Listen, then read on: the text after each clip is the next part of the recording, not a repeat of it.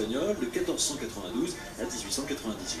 C'est Christophe Colomb qui l'a découvert et qui lui donna ce nom en référence à une terre du Portugal où il vécut.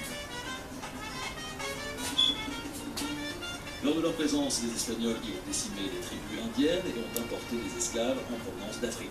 C'est pourquoi la culture cubaine résulte du mélange des traditions espagnoles et africaines.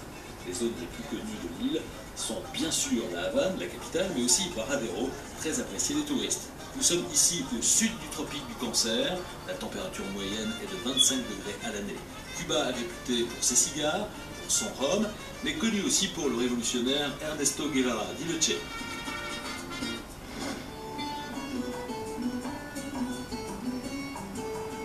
La capitale de Cuba n'est autre que la Havane, fondée par le conquistador Diego Velázquez de Cuéllar sur la côte sud de l'île en 1515. Par la suite, elle a été déplacée là où elle se trouve aujourd'hui, en 1519. A l'origine, c'était un port de commerce, l'ultime étape pour les navires espagnols de la route des Indes qui s'en retournaient vers l'Europe.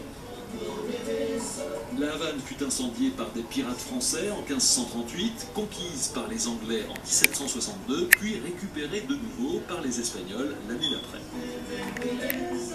Au XXe siècle, dans les années 1920, au moment de la prohibition aux États-Unis, la ville devint la destination préférée des Américains.